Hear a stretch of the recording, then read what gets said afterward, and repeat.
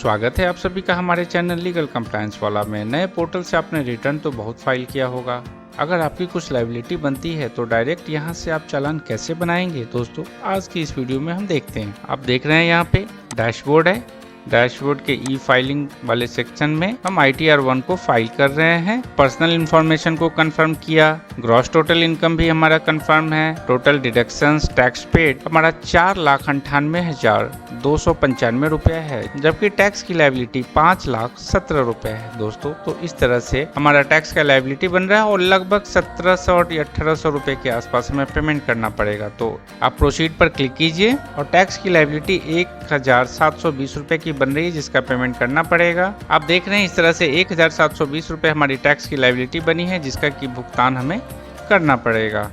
आइए इसके सबसे नीचे चलें और पे नाउ पर क्लिक करते हैं। ऑनलाइन पेमेंट के लिए जो एक अलग साइट है उस पर रिडायरेक्ट कर दिया गया है और हम सेल्फ असेसमेंट टैक्स के लिए चालान नंबर 280 को सेलेक्ट करते हुए प्रोसीड करेंगे। और हम यहाँ पे income tax other than companies, चूंकि यह इंडिविजुअल का है इसलिए इसको सेलेक्ट करते हैं और सेल्फ असेसमेंट टैक्स 300 पर टिक करते हैं। आपको बैंक का नाम अब सेलेक्ट करना पड़ेगा। नेट बैंकिंग या डेबिट कार्ड जिसके द्वारा भी आप पेमेंट करना चाहते हो उसका सिलेक्शन कर लीजिए। मैं यहाँ पे नेट बैंकिंग को सेलेक्ट करता हूँ। परमानेंट अकाउंट नंबर डालना है, परमानेंट अकाउंट नंबर को डालें। असेसमेंट ईयर 2021-22 को सेलेक्ट कर लें, क्योंकि इसी के लिए हम रिटर्न डालना चाह रहे हैं। आपको यहाँ पे एड्रेस भी लिखना पड़ेगा।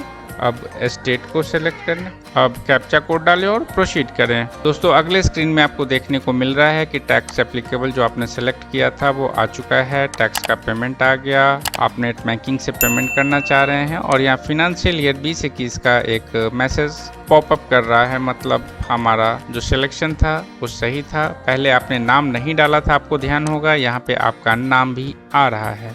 आपने जो एड्रेस, स्टेट, पिन कोड इत्यादि सिलेक्ट किया था वो सब कुछ सही है। आप एग्री पर क्लिक करें, सबमिट टू द बैंक पे जाएं और चूंकि HDFC को मैंने पेमेंट के लिए सेलेक्ट किया था तो HDFC रिटेल यूजर, इंडिविजुअल का अकाउंट रिटेल यूजर ही होता है। क्लिक करें और यहाँ से आप पेमेंट कर दें। आपके द्वारा डाला गया सारा डिटेल्स यहाँ पे आ गया, सब कुछ सही। एक बार फिर से चेक कर ले, अगर सही है तो आप कंफर्म करते हुए फाइनल पासवर्ड डालें और प्रोसीड कर दें। दोस्तों इस तरह से आपके द्वारा टैक्स का पेमेंट हो चुका है।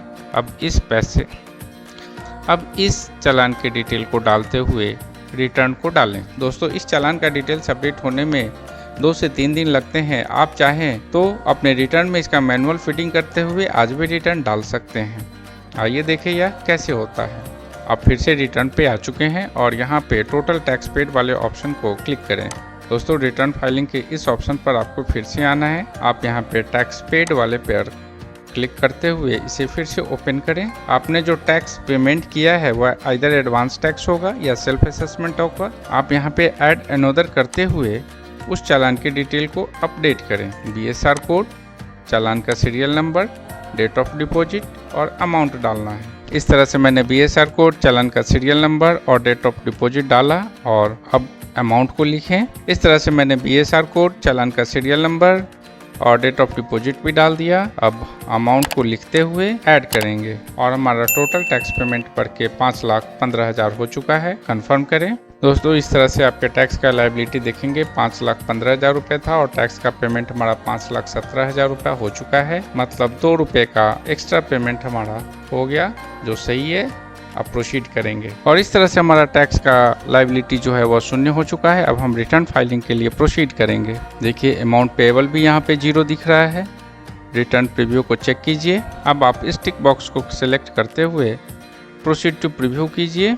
अपने रिटर्न में डाले गए सभी डेटा को बारीकी से चेक करें और प्रोसीड टू वैलिडेशन पे क्लिक करते हुए आगे बढ़ें। वैलिडेशन सक्सेसफुल हो चुका है। अब आप प्रोसीड टू वेरिफिकेशन पे क्लिक करें। दोस्तों यहाँ मैं आपको एक सलाह देना चाहूँगा कि ई वेरिफिकेशन का जो ऑप्शन आता है, अगर आप ई वेरीफाई लेटर पे क्लिक करते हैं तो वेरिफिकेशन होने में अभी समस्या आ रही है, वेरीफाई नहीं हो पा रहा, इसलिए आप वेरीफाई नाउ पर ही क्लिक करें, कंटिन्यू करें। आधार OTP के द्वारा वेरिफिकेशन के लिए मैं यहाँ पर सेलेक्ट करता हूँ, कंटिन्यू करता हूँ। आप यहाँ पे अपनी सहमति दीजिए और जनरेट आधार OTP पर क्लिक कीजिए। आपके आधार में अपडेट किए गए मोबाइल नंबर पर OTP जा चुका है। OTP आ चुका है, वैलिडेट करें। अब आपको रिटर्न के सबमिशन को कंफर्म करना है। सबमिट कर दें और एक मैसेज आ रहा है, you have successfully filed and verified your return. आपका रिटर्न वेरिफिकेशन कंप्लीट हो चुका है। अगर आप वेरीफाई लेटर पे जाते दोस्तों, अभी वह समस्या आ रही है और रिटर्न का वेरिफिकेशन नहीं हो पा रहा है।